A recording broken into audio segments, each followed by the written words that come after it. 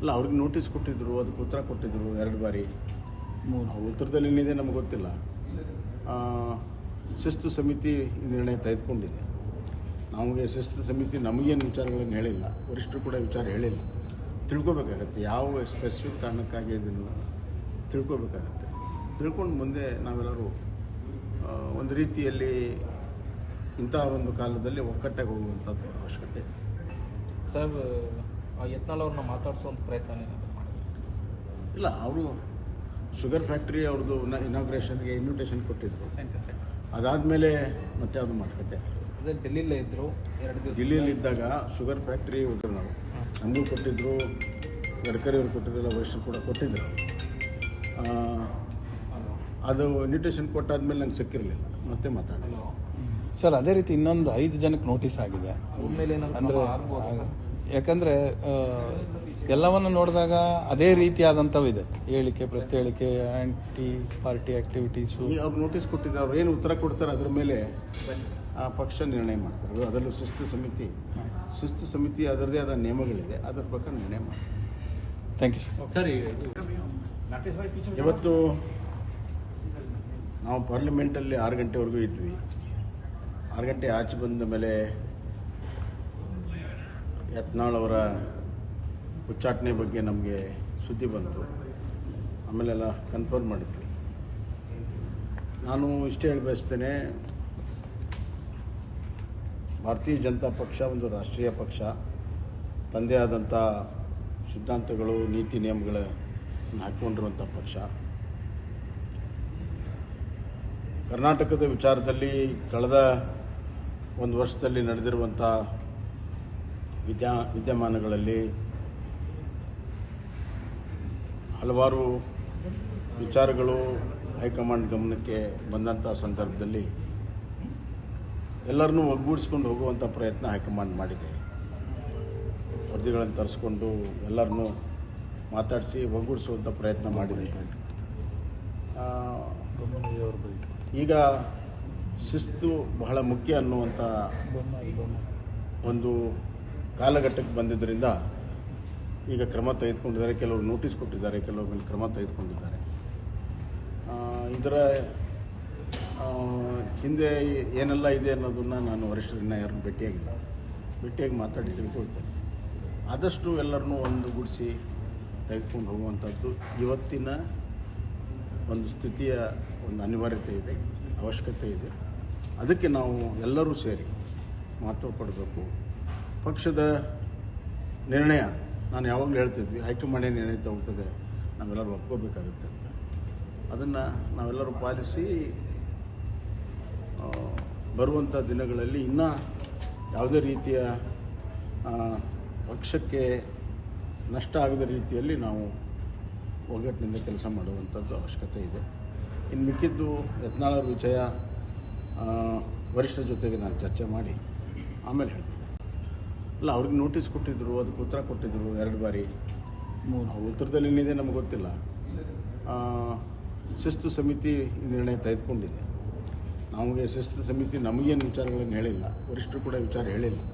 ತಿಳ್ಕೊಬೇಕಾಗತ್ತೆ ಯಾವ ಸ್ಪೆಸಿಫಿಕ್ ಕಾರಣಕ್ಕಾಗಿ ಇದನ್ನು ತಿಳ್ಕೊಬೇಕಾಗತ್ತೆ. ತಿಳ್ಕೊಂಡು ಮುಂದೆ ನಾವೆಲ್ಲರೂ ಒಂದು ರೀತಿಯಲ್ಲಿ ಇಂಥ ಒಂದು ಕಾಲದಲ್ಲಿ ಒಕ್ಕಟ್ಟಾಗಿ ಹೋಗುವಂಥದ್ದು ಅವಶ್ಯಕತೆ. ಸರ್, ಯತ್ನಾಳ್ ಅವ್ರನ್ನ ಮಾತಾಡಿಸುವಂಥ ಪ್ರಯತ್ನ ಇಲ್ಲ, ಅವರು ಶುಗರ್ ಫ್ಯಾಕ್ಟ್ರಿ ಅವ್ರದ್ದು ಇನಾಗ್ರೇಷನ್ಗೆ ಇನ್ವಿಟೇಷನ್ ಕೊಟ್ಟಿದ್ದರು. ಅದಾದಮೇಲೆ ಮತ್ತೆ ಅದು ಮಾತುಕತೆ. ಅದೇ ಡೆಲ್ಲಿಲೇ ಇದ್ದರು 2 ದಿವಸ. ಡೆಲ್ಲಿಯಲ್ಲಿದ್ದಾಗ ಶುಗರ್ ಫ್ಯಾಕ್ಟ್ರಿ ಹೋದ್ರು ನಾವು, ನಮಗೂ ಕೊಟ್ಟಿದ್ದರು, ಗಡ್ಕರಿ ಅವರು ಕೊಟ್ಟಿದ್ರಲ್ಲ, ವರಿಷ್ಠರು ಕೂಡ ಕೊಟ್ಟಿದ್ದರು. ಅದು ಇನ್ವಿಟೇಷನ್ ಕೊಟ್ಟಾದ್ಮೇಲೆ ನಂಗೆ ಸಿಕ್ಕಿರಲಿಲ್ಲ, ಮತ್ತೆ ಮಾತಾಡಿಲ್ಲ.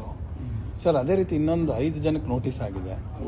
ಅಂದರೆ ಯಾಕಂದರೆ ಎಲ್ಲವನ್ನು ನೋಡಿದಾಗ ಅದೇ ರೀತಿಯಾದಂಥವಿದೆ, ಹೇಳಿಕೆ ಪ್ರತಿಹೇಳಿಕೆ, ಆ್ಯಂಟಿ ಪಾರ್ಟಿ ಆ್ಯಕ್ಟಿವಿಟೀಸು. ಅವ್ರು ನೋಟಿಸ್ ಕೊಟ್ಟಿದ್ದಾರೆ, ಅವ್ರು ಏನು ಉತ್ತರ ಕೊಡ್ತಾರೆ ಅದ್ರ ಮೇಲೆ ಆ ಪಕ್ಷ ನಿರ್ಣಯ ಮಾಡ್ತಾರೆ. ಅದರಲ್ಲೂ ಶಿಸ್ತು ಸಮಿತಿ ಅದರದೇ ಆದ ನಿಯಮಗಳಿದೆ, ಅದರ ಪ್ರಕಾರ ನಿರ್ಣಯ ಮಾಡ್ತಾರೆ.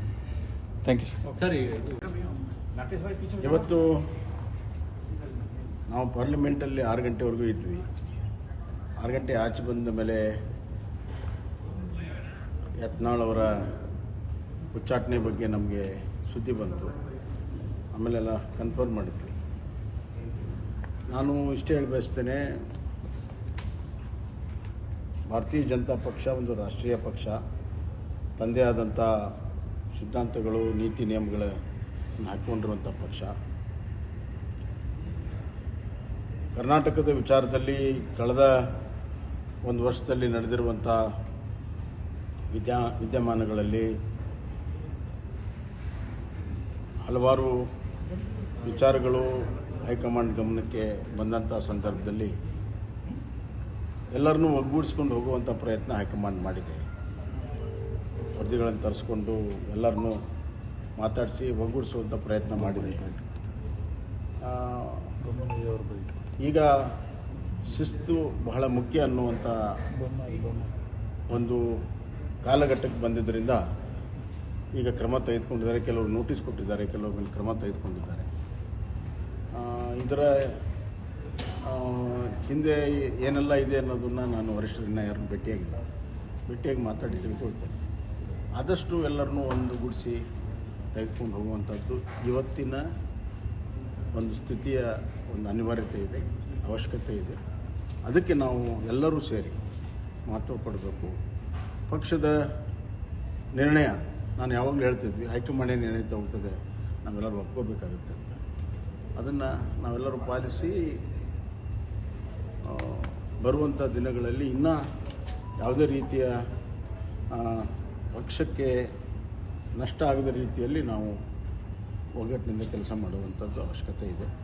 ಇನ್ನು ಮಿಕ್ಕಿದ್ದು ಯತ್ನಾಳ್ ವಿಷಯ ವರಿಷ್ಠರ ಜೊತೆಗೆ ನಾನು ಚರ್ಚೆ ಮಾಡಿ ಆಮೇಲೆ ಹೇಳ್ತೀನಿ. ಅಲ್ಲ, ಅವ್ರಿಗೆ ನೋಟಿಸ್ ಕೊಟ್ಟಿದ್ದರು, ಅದಕ್ಕೆ ಉತ್ತರ ಕೊಟ್ಟಿದ್ದರು 2 ಬಾರಿ. ಉತ್ತರದಲ್ಲಿ ಏನಿದೆ ನಮ್ಗೆ ಗೊತ್ತಿಲ್ಲ. ಶಿಸ್ತು ಸಮಿತಿ ನಿರ್ಣಯ ತೆಗೆದುಕೊಂಡಿದೆ. ನಮಗೆ ಶಿಸ್ತು ಸಮಿತಿ ನಮಗೇನು ವಿಚಾರಗಳನ್ನು ಹೇಳಿಲ್ಲ, ವರಿಷ್ಠರು ಕೂಡ ವಿಚಾರ ಹೇಳಿಲ್ಲ. ತಿಳ್ಕೊಬೇಕಾಗತ್ತೆ ಯಾವ ಸ್ಪೆಸಿಫಿಕ್ ಕಾರಣಕ್ಕಾಗಿ ಇದನ್ನು ತಿಳ್ಕೊಬೇಕಾಗತ್ತೆ. ತಿಳ್ಕೊಂಡು ಮುಂದೆ ನಾವೆಲ್ಲರೂ ಒಂದು ರೀತಿಯಲ್ಲಿ ಇಂಥ ಒಂದು ಕಾಲದಲ್ಲಿ ಒಕ್ಕಟ್ಟಾಗಿ ಹೋಗುವಂಥದ್ದು ಅವಶ್ಯಕತೆ. ಸರ್, ಯತ್ನಾಳ್ ಅವ್ರನ್ನ ಮಾತಾಡಿಸುವಂಥ ಪ್ರಯತ್ನ ಏನಾದರೂ ಮಾಡಿದ್ರು? ಇಲ್ಲ, ಅವರು ಶುಗರ್ ಫ್ಯಾಕ್ಟ್ರಿ ಅವ್ರದ್ದು ಇನಾಗ್ರೇಷನ್ಗೆ ಇನ್ವಿಟೇಷನ್ ಕೊಟ್ಟಿದ್ದರು. ಅದಾದಮೇಲೆ ಮತ್ತೆ ಅದು ಮಾತುಕತೆ. ಅದೇ ಡೆಲ್ಲಿಲೇ ಇದ್ದರು 2 ದಿವಸ. ದಿಲ್ಲಿಯಲ್ಲಿದ್ದಾಗ ಶುಗರ್ ಫ್ಯಾಕ್ಟ್ರಿ ಹೋದ್ರು ನಾವು, ನಮಗೂ ಕೊಟ್ಟಿದ್ದರು, ಗಡ್ಕರಿ ಅವರು ಕೊಟ್ಟಿದ್ರಲ್ಲ, ವರಿಷ್ಠರು ಕೂಡ ಕೊಟ್ಟಿದ್ದರು. ಅದು ಇನ್ವಿಟೇಷನ್ ಕೊಟ್ಟಾದ್ಮೇಲೆ ನಂಗೆ ಸಿಕ್ಕಿರಲಿಲ್ಲ, ಮತ್ತೆ ಮಾತಾಡಿಲ್ಲ. ಸರ್, ಅದೇ ರೀತಿ ಇನ್ನೊಂದು 5 ಜನಕ್ಕೆ ನೋಟಿಸ್ ಆಗಿದೆ. ಅವ್ರ ಮೇಲೆ ಅಂದರೆ ಯಾಕಂದರೆ ಎಲ್ಲವನ್ನು ನೋಡಿದಾಗ ಅದೇ ರೀತಿಯಾದಂಥವಿದೆ, ಹೇಳಿಕೆ ಪ್ರತ್ಯೇಳಿಕೆ, ಆ್ಯಂಟಿ ಪಾರ್ಟಿ ಆ್ಯಕ್ಟಿವಿಟೀಸು. ಈಗ ಅವ್ರು ನೋಟಿಸ್ ಕೊಟ್ಟಿದ್ದಾರೆ, ಅವ್ರು ಏನು ಉತ್ತರ ಕೊಡ್ತಾರೆ ಅದ್ರ ಮೇಲೆ ಆ ಪಕ್ಷ ನಿರ್ಣಯ ಮಾಡ್ತಾರೆ. ಅದರಲ್ಲೂ ಶಿಸ್ತು ಸಮಿತಿ ಅದರದೇ ಆದ ನಿಯಮಗಳಿದೆ, ಅದರ ಪ್ರಕಾರ ನಿರ್ಣಯ ಮಾಡ್ತಾರೆ. Thank you sir. ಇವತ್ತು ನಾವು ಪಾರ್ಲಿಮೆಂಟಲ್ಲಿ 6 ಗಂಟೆವರೆಗೂ ಇದ್ವಿ. 6 ಗಂಟೆ ಆಚೆ ಬಂದ ಮೇಲೆ ಯತ್ನಾಳ್ ಅವರ ಉಚ್ಚಾಟನೆ ಬಗ್ಗೆ ನಮಗೆ ಸುದ್ದಿ ಬಂತು. ಆಮೇಲೆಲ್ಲ ಕನ್ಫರ್ಮ್ ಮಾಡಿದ್ವಿ. ನಾನು ಇಷ್ಟೇ ಹೇಳಿ ಬಯಸ್ತೇನೆ, ಭಾರತೀಯ ಜನತಾ ಪಕ್ಷ ಒಂದು ರಾಷ್ಟ್ರೀಯ ಪಕ್ಷ, ತಂದೆ ಆದಂಥ ಸಿದ್ಧಾಂತಗಳು, ನೀತಿ ನಿಯಮಗಳನ್ನು ಹಾಕ್ಕೊಂಡಿರುವಂಥ ಪಕ್ಷ. ಕರ್ನಾಟಕದ ವಿಚಾರದಲ್ಲಿ ಕಳೆದ ಒಂದು ವರ್ಷದಲ್ಲಿ ನಡೆದಿರುವಂಥ ವಿದ್ಯಮಾನಗಳಲ್ಲಿ ಹಲವಾರು ವಿಚಾರಗಳು ಹೈಕಮಾಂಡ್ ಗಮನಕ್ಕೆ ಬಂದಂಥ ಸಂದರ್ಭದಲ್ಲಿ ಎಲ್ಲರನ್ನೂ ಒಗ್ಗೂಡಿಸ್ಕೊಂಡು ಹೋಗುವಂಥ ಪ್ರಯತ್ನ ಹೈಕಮಾಂಡ್ ಮಾಡಿದೆ. ವರದಿಗಳನ್ನು ತರಿಸ್ಕೊಂಡು ಎಲ್ಲರನ್ನೂ ಮಾತಾಡಿಸಿ ಒಗ್ಗೂಡಿಸುವಂಥ ಪ್ರಯತ್ನ ಮಾಡಿದೆ. ಈಗ ಶಿಸ್ತು ಬಹಳ ಮುಖ್ಯ ಅನ್ನುವಂಥ ಒಂದು ಕಾಲಘಟ್ಟಕ್ಕೆ ಬಂದಿದ್ದರಿಂದ ಈಗ ಕ್ರಮ ತೆಗೆದುಕೊಂಡಿದ್ದಾರೆ. ಕೆಲವರು ನೋಟಿಸ್ ಕೊಟ್ಟಿದ್ದಾರೆ, ಕೆಲವ್ರ ಮೇಲೆ ಕ್ರಮ ತೆಗೆದುಕೊಂಡಿದ್ದಾರೆ. ಇದರ ಹಿಂದೆ ಏನೆಲ್ಲ ಇದೆ ಅನ್ನೋದನ್ನು ನಾನು ವರಿಷ್ಠರನ್ನ ಯಾರನ್ನು ಭೇಟಿಯಾಗಿ ಮಾತಾಡಿ ತಿಳ್ಕೊಳ್ತೇನೆ.